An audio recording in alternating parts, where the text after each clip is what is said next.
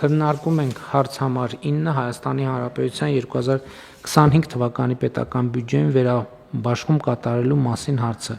Զեկուցող աշխատանքի և սոցիալական հարցերի նախարարի տեղակալ Դավիթ Խաչատրյան։ Համեցեք, պարոն Խաչատրյան։ Մեծարգո վարչապետ, կառավարության հարգելի անդամներ, նախագծով առաջարկվում է երեխա ունեցող ընտանիքների բնակարանային ապահովության պետական աջակցության 2024-2026 թվականների ծրագրով նախատեսված վճարումները կատարելու համար 25 թվականի երկրորդ եռամսյակի բյուջեն համալրել լրացուցիչ ֆինանսական միջոցներով։ Ծրագրի շրջանակում 25 թվականի համար հաստատված բյուջեն կազմում է 1.8 միլիարդ դրամ, որը համամասնորեն բաշխվել էր ըստ եռամսյակների։ Ծրագիրը շարունակում է գրանցել բարձր դիմելություն եւ առաջին կիսամյակի համար նախատեսված ֆինանսական միջոցները ըստ էության սպառվել են, ուստի անհրաժեշտություն է առաջացել շահառու ճանաչված հանձնաժ շրջանում վճարումներ իրականացնելու համար հատկացնել լրացուցիչ 300 միլիոն դրամ շուրջ 410 շահառու ընտանիքների համար։ Հունիսի 1-ի դրությամբ արդեն իսկ աջակցություն է ստացել 1164 ընտանիք, որոնց վճարվել է շուրջ 900 միլիոն դրամ։ Տեղեկացնեմ, որ ծրագրի մեկնարկից, այսինքն 2020 թվականի հուլիսի 1-ից մինչև այս տարվա հունիսի 1-ը աջակցություն է ստացել 13285 շահառու ընտանիք, իսկ փոխանցված ընդհանուր տրամական միջոցները կազմում են շուրջ 9.5 միլիարդ դրամ։ Աջակցություն ստացած շահառուների թվի աճը պայմանավորված է ծրագրի վերաբերյալ ակտիվ իրազեկման աշխատանքներով եւ պոտենցիալ շահառուների շրջանում մեծ հետաքրքրությամբ։ Ծրագրի դիմելության ներկայիս տեմպը պահպանվելու դեպքում, պարոն վարչապետ, երկրորդ կիսամյակի ընթացքում հավանաբար կրկին անհրաժեշտություն կունենանք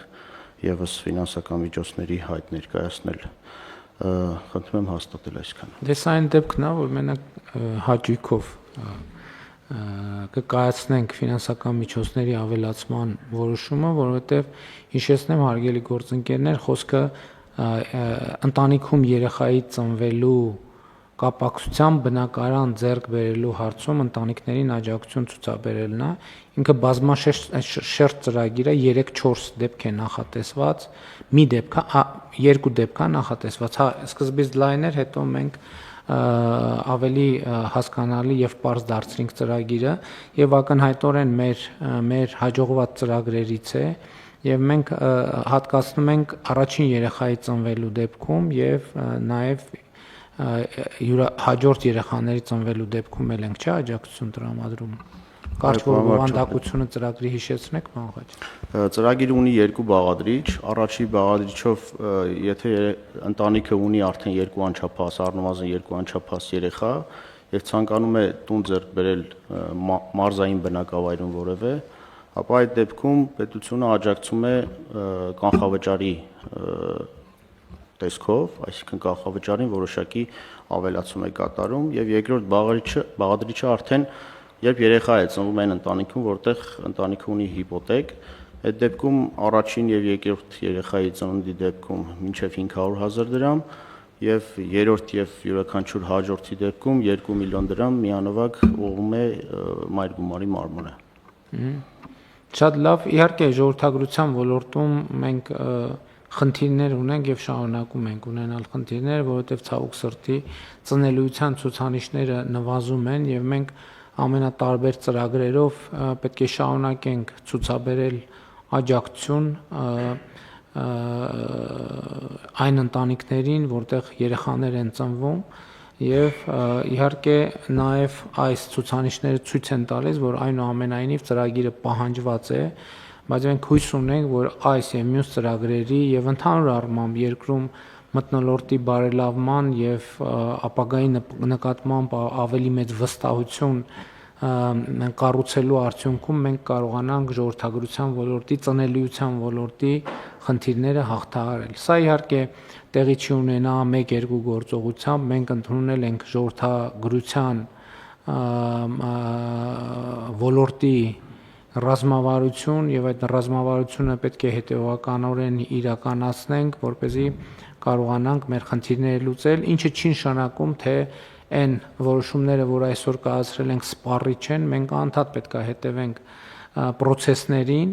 որովհետեւ ժողովրդագրության մեջ մենք իհարկե ծնելիության խնդիրն է, որը մեզ որոշակի ինդիկացիա է տալիս, բայց մյուս կողմից էլ մեր համոզմունքն այն է, որ եթե օրինակ նախադպրոցական կրթությունը, հանրակրթությունը չլինեն հասանելի հանրապետության բոլոր բնակավայրերի բոլոր երեխաների համար, մենք խնդիրը չենք լուծի, որովհետև իրականում այդ երևույթը, երբ որ ժողովրդագրությունը ինքը բազմաշերտ երևույթ է եւ նաեւ մարդիկ բազմաթիվ գործոնների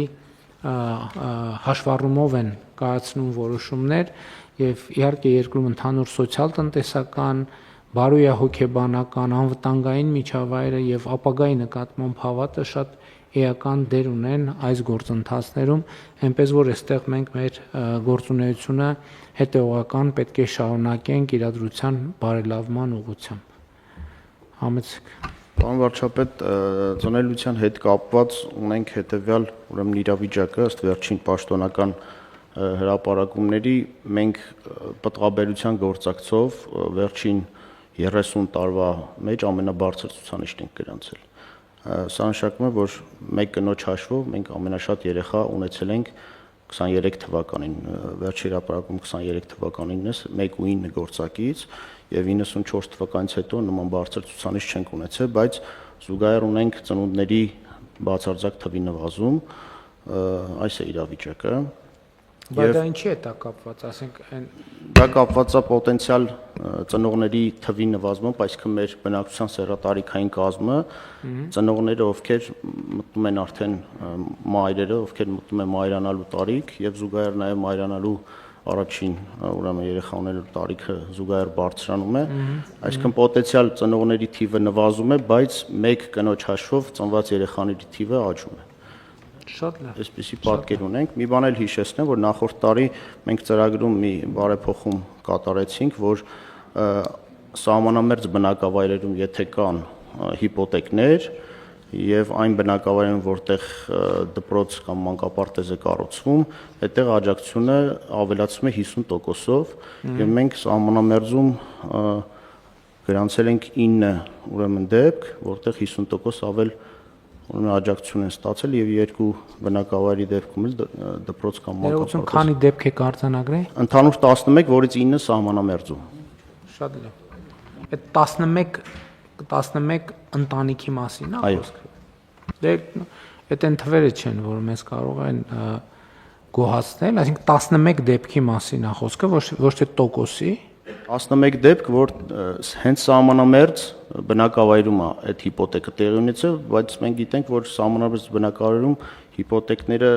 որպես կանոն տարածված երևույթ չեն եւ դե հույս ունենք կամաց կտարածվեն, այդ նկատի ունենք, շատ լավ։ Կան այլ դիտարկումներ։ Հարցը դրվում է քվեարկության, ովքեր են դեմ որոշման ընդունմանը, դեմ չկա, որոշումն ընդունված է։